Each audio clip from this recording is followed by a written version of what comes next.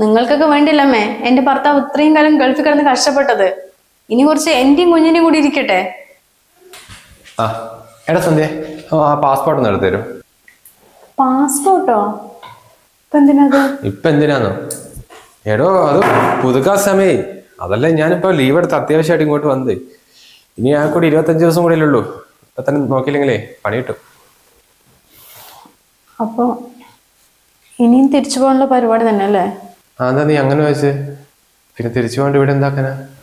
കല്യാണം കഴിഞ്ഞ് വന്ന പാടെ നിങ്ങൾ പറഞ്ഞ ഓർമ്മയുണ്ടോ? ഇനി തിരിച്ചു പോകുന്നില്ല, നാട്ടിൽ തന്നെ എന്തെങ്കിലും പണി നോക്കി സെറ്റ് ആവാന്നുള്ളത്. ഇപ്പൊ 5 വർഷമായി. ഇനിയും പാസ്പോർട്ട് പുതുക്കിയിട്ട് പോവാൻ നിൽക്കുക? ഏടോ അത് ഞങ്ങള് ഗൾഫുകാരുടെ സ്ഥിരം ഡയലോഗ് അല്ലേ. ഇപ്പം ഞങ്ങള് റൂമിൽ 6 ആളുണ്ട്. എപ്പൊ നോക്കിയാലും ഞങ്ങക്ക് തന്നെ പറയാനുള്ളൂ, അടുത്ത ലീവ് കൂടി കഴിഞ്ഞാൽ നീ തിരിച്ചു വരില്ല, നിർത്താൻ നിൽക്കാം. പക്ഷെ ഏടേടോ ഞങ്ങള് സ്വയം ആശ്വസിക്കാൻ വേണ്ടി പറയാണ്, അതിലൊരു കാര്യമില്ല. നിങ്ങൾ കഴിഞ്ഞ ആഴ്ച വന്നല്ലേ ഏട്ടാ? വന്ന ദിവസം തന്നെ ഒരു 5-8 ഫ്രണ്ട്സ് വന്നു, അവരുടെ കൂടെ കമ്പനി കൂടാൻ പോയി. പിറ്റേ ദിവസം കുറെ കുടുംബക്കാർ വന്നു. അത് കഴിഞ്ഞ് പെങ്ങളും അളിയനൊക്കെ ആയിട്ട് 3-4 ദിവസം അവരുടെ കൂടെ ആയിരുന്നില്ലേ?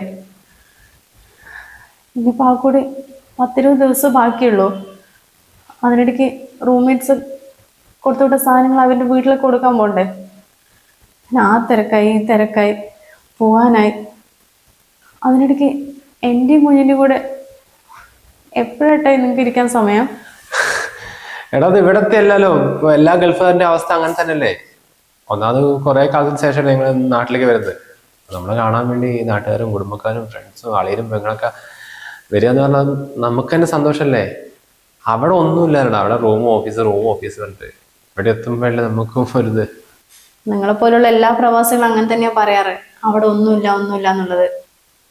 എന്നിട്ടും പിന്നെ അവിടെ തന്നെ എന്തിനാ നിൽക്കുന്നത്? അതാ എനിക്ക് മനസ്സിലാവാത്തത്. എടാ അവിടെ ഒന്നുമില്ല പറഞ്ഞത് ഞങ്ങള് പ്രവാസികൾക്ക് അവിടെ ജീവിതമില്ലെന്ന് പറഞ്ഞത്. അത് പൈസന്റെ കാര്യത്തിലല്ല.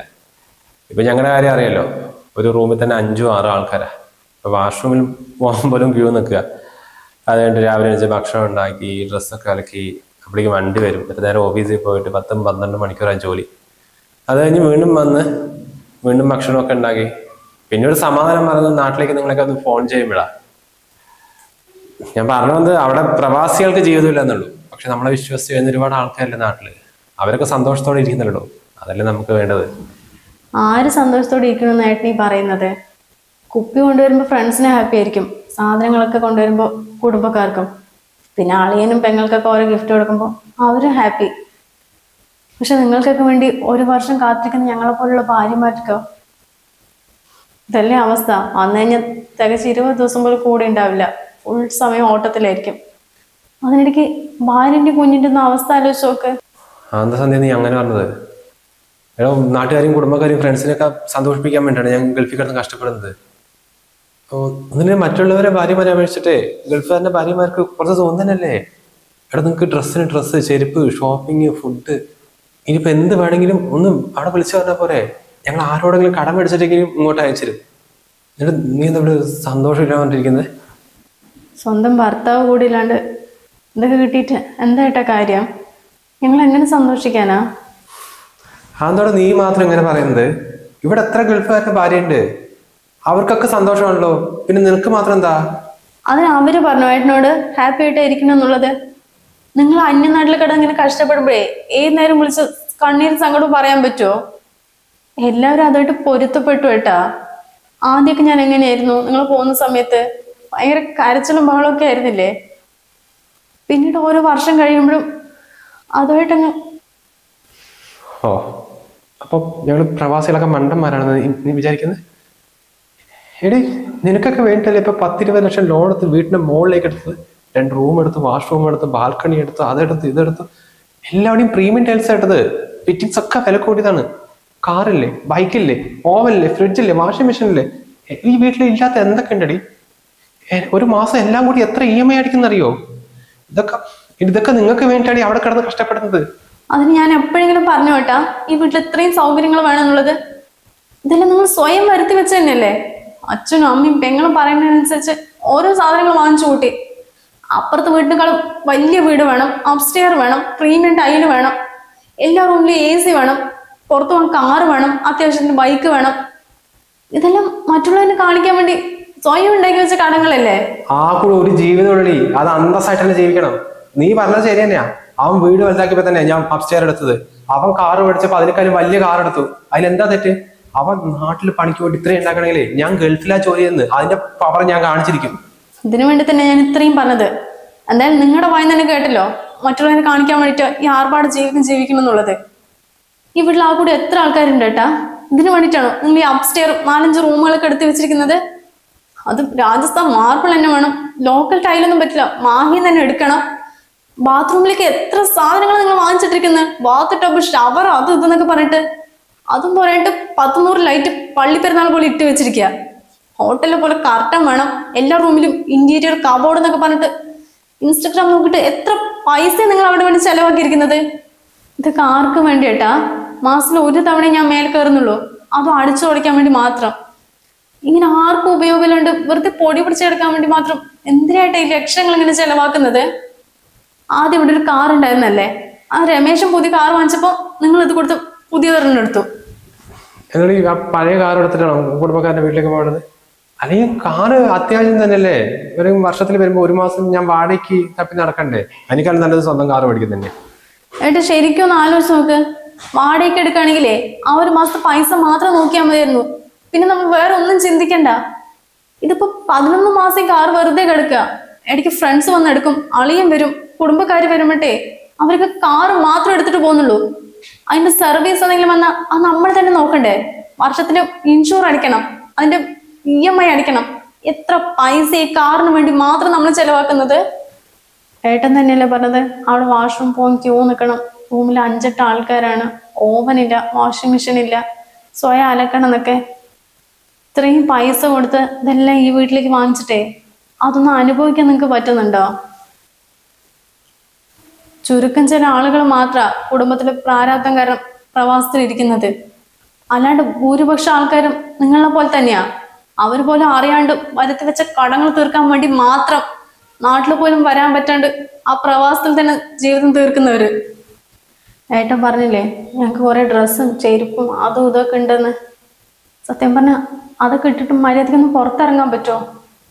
കുറെ ആൾക്കാർ ഞങ്ങളൊക്കെ നോക്കുന്ന രീതി ഉണ്ടല്ലോ, ഈ കോമഡി ഷോയിലൊക്കെ പട്ടാളക്കാരുടെയും പ്രവാസികളുടെയൊക്കെ ഭാര്യമാരിനെ വൃത്തിയായിട്ട രീതിയിലാണ് ചിത്രീകരിക്കുന്നത്. അത് കേട്ടിട്ട് ചിരിക്കാൻ കുറെ ആൾക്കാരും.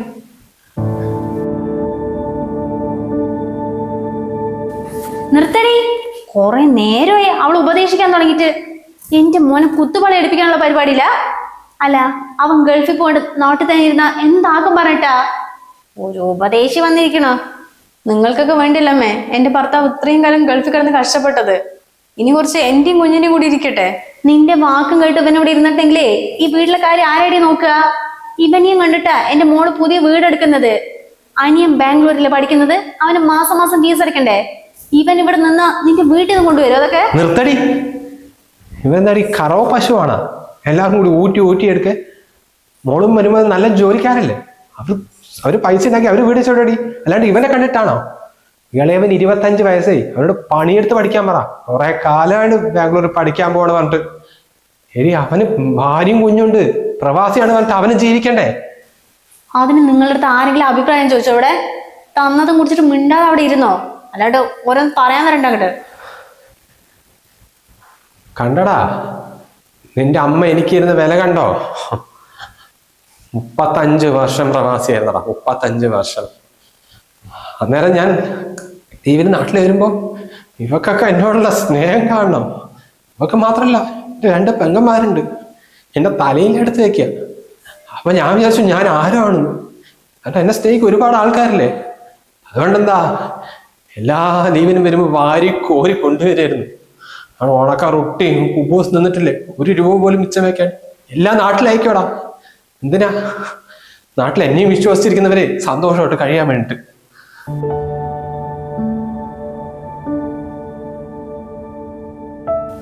നിന്റെ അതേ അവസ്ഥയായിരുന്നോടാ എനിക്കും. എനിക്ക് 2 പെങ്ങളായിരുന്നു. അത് 2 കല്യാണം കഴിപ്പിക്കണം. അതിനുശേഷം അവർക്ക് വീടുണ്ടാക്കി കൊടുക്കാൻ പറഞ്ഞു. അച്ഛനെ എന്തെങ്കിലും നോക്കണം. അതിനെനിക്കിതാ ഇവിടെയും കല്യാണം കഴിച്ചു. നീ പിന്നെ ഒന്ന് പോകുന്ന സമയത്തേ നിന്റെ ഭാര്യ പറയുന്ന പോലെയായിരുന്നു ആദ്യം ഇവിടും പറഞ്ഞത്. എന്നെ അങ്ങോട്ട് അയക്കില്ല, പോകുന്ന സമയത്ത് പൊട്ടിക്കരച്ചിലും നിലവിളിയൊക്കെ ആയിരുന്നു. പിന്നെ പിന്നെ അവൾ അഡ്ജസ്റ്റഡ് ആയി. അല്ല ഇപ്പൊ അവളെ പറഞ്ഞിട്ടും കാര്യമില്ല. അവളിപ്പോ എനിക്ക് എങ്ങനെയാ വില തരിക? ഞാനവളെ ഒരുമിച്ച് ഇരുന്നിട്ടേ ഇല്ലാലടാ.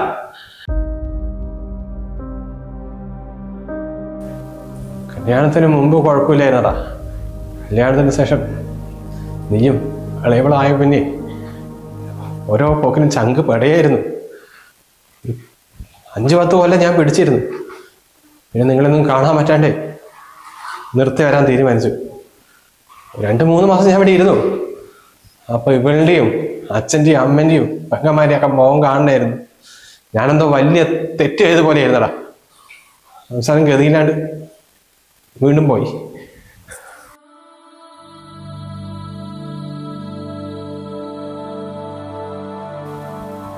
അങ്ങനെ എല്ലാം സഹിച്ച് 10-50 വയസ്സ് വരെ അവിടെ പിടിച്ചു നിന്നടാ. അപ്പോഴാണ് നിന്റെ അച്ഛൻ റൂമിൽ നിന്ന് ബ്ലഡ് ചേർത്തിച്ചത്. അത് ഇന്നേ വരെയായിട്ട് ഇവളോ അങ്ങനെ 2 മക്കളോ എൻ്റെ പെങ്ങന്മാരോ ആരും അറിയില്ല, ആരോടും പറഞ്ഞിട്ടില്ല. അല്ലെങ്കിൽ എല്ലാ പ്രവാസികളും അങ്ങനെയാടാ, അവരുടെ വേദന സ്വയം ഉള്ളിലൊതുക്കി അങ്ങ് ജീവിക്കും. അങ്ങനെ പിന്നെ ജോലി സ്ഥലത്ത് നിന്ന് പിരിച്ചു വിട്ടു, നാട്ടിലെത്തി. നാട്ടിൽ വരുന്ന സമയത്ത് എൻ്റെ അച്ഛൻ്റെ കയ്യിൽ സേവിങ്സ് ആയിട്ട് ഒന്നുമില്ലായിരുന്നു. പിരിഞ്ഞു വരുമ്പോൾ കിട്ടിയ ചെറിയൊരു പൈസയായിരുന്നു. അന്നേരം അവളുടെ കല്യാണമായിരുന്നു.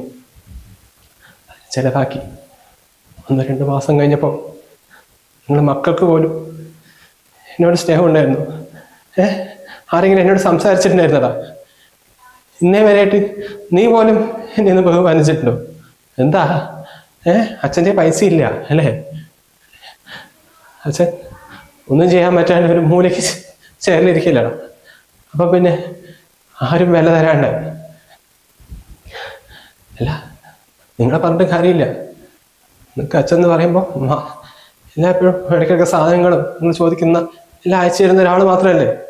അതെല്ലാം നിർത്തി വന്നപ്പോൾ അച്ഛൻ നിങ്ങൾക്കും ഇവക്കും എൻ്റെ അച്ഛനും അമ്മയ്ക്കും എല്ലാവർക്കും ഒരു ബാധ്യതയായി മാറി.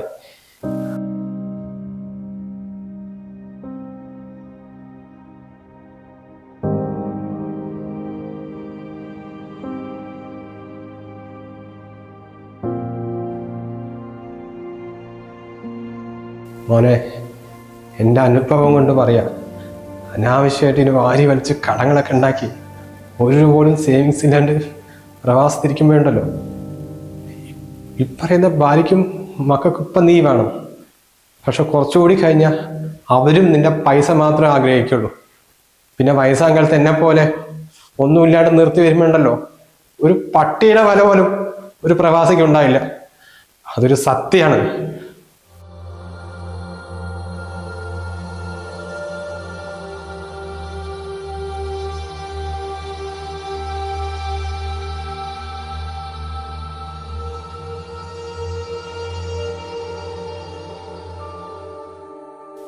നീ പറഞ്ഞത് ശരിയാണോ?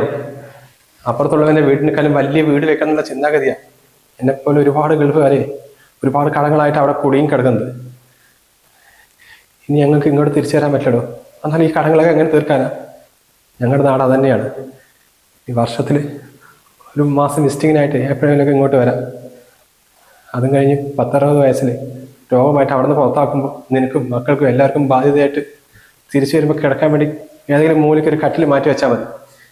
ഞങ്ങളുടെ ജീവിതം കഴിഞ്ഞിടോ.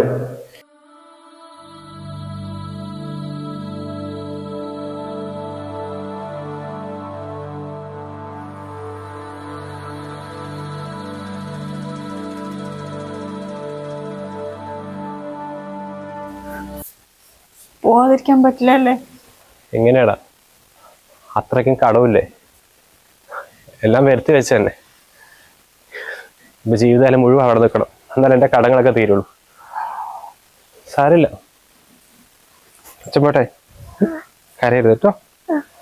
അമ്മനോട് വന്നിട്ട് എന്നും വീഡിയോ കോൾ ചെയ്യണം കേട്ടോ. അച്ഛനെ മറക്കൂടാ നീ? എന്നാ ഞങ്ങള് എയർപോർട്ട് വരെ വന്നോട്ടെ. എടാ, എയർപോർട്ടിലേക്ക് വരണ്ട പറഞ്ഞ് വേറൊന്നും കൊണ്ടല്ല. അവിടെ വന്നിട്ട് നിന്റെയും കരച്ചിലേണ്ട, അല്ലെങ്കിൽ എങ്ങനെയോ പോന്നു. പോട്ടെടാ. അച്ഛന് തിരിഞ്ഞു നോക്കില്ല കേട്ടോ. തിരിഞ്ഞു നോക്കിയാ അച്ഛന് പോകാൻ പറ്റില്ല ചിലപ്പോൾ.